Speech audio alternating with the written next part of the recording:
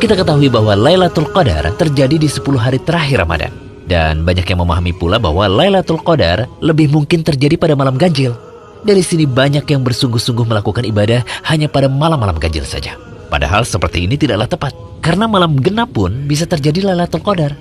Malam ganjil bisa dihitung dari awal bulan, sehingga malam yang dicari adalah malam ke-21, 23, 25, 27, dan 29. Namun bisa jadi pula Lailatul Qadar dihitung dari malam yang tersisa. Sebagaimana Nabi SAW bersabda, bisa jadi Lailatul Qadar ada pada 9 hari yang tersisa. Bisa jadi ada pada 7 hari yang tersisa. Bisa jadi pula 5 hari yang tersisa. Bisa juga pada 3 hari yang tersisa. Hadis riwayat Bukhari.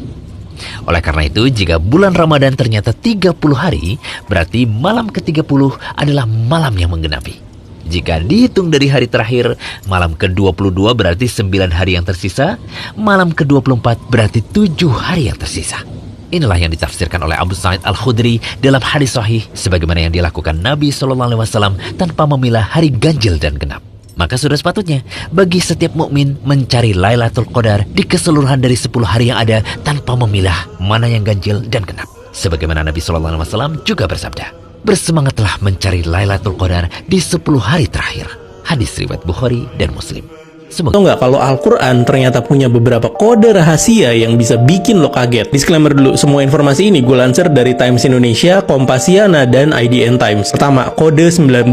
Kode matematis bilangan 19 ini sebenarnya jadi salah satu kunci terjaganya keaslian Al-Quran. Ini sekaligus jadi bukti kalau Al-Quran mustahil merupakan hasil pemikiran manusia. Oke, dengerin baik-baik. Kalimat pertama Al-Quran adalah basmalah atau Bismillahirrohmanirrohim yang ternyata memiliki susunan 19 huruf hijaiyah. Dan surat terakhir di Al-Quran yaitu Anas memiliki 6 ayat. Nah, kalau 19 kita kalikan dengan 6 hasilnya adalah 114, yang dimana Al-Quran memiliki total 114 surat. Itu doang? Enggak. Kode rahasia 19 di Al-Quran ada lagi. Wahyu yang pertama kali diturunkan Allah ke Rasulullah SAW adalah surat Al-Alaq, dan surat Al-Alaq memiliki total 19 ayat. Ini sebenarnya masih banyak banget perhitungan kode 19 di Al-Quran. Cuman emang butuh perhitungan kali kalian yang lumayan rumit, daripada pusing gak gue masukin di sini. Next, yang kedua adalah kode 5555 atau 5 4 kali. Kalau tadi kita bahas Al-Quran punya 114 surat, sekarang gue tanya, ada berapa total ayat di dalam Al-Quran? Menurut Kementerian Agama Republik Indonesia, Al-Quran terdiri dari 6.236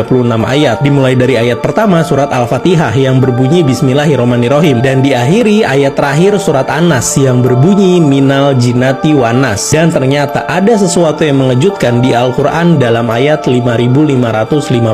Kalau nih diurutkan dalam Al-Quran, ayat ke-5555 adalah surat Al-Qiyamah, yang surat itu memiliki arti bukan demikian, sebenarnya kami kuasa menyusun kembali jari jemarinya dengan sempurna. Apa kode rahasianya? Kalau kita lihat di situ ada kata jari jemari di ayat 5555. Sekarang kita lihat, jari kita manusia normalnya memiliki masing-masing 5 jari di tangan kanan dan kiri, juga di kaki kanan dan kaki kiri. Jadi jumlah jari jemari kita yang tersusun adalah 5 di 4 bagian tubuh. 5-nya 4 kali atau 5555 yang membahas jari jemari. Wallahu alam. Tapi serius gue menanya, gimana menurut kalian tentang kode rahasia yang ada di Al-Quran ini? Atau ada kode-kode rahasia di Al-Quran lain yang kalian tahu? Bisa ceritain aja di sini.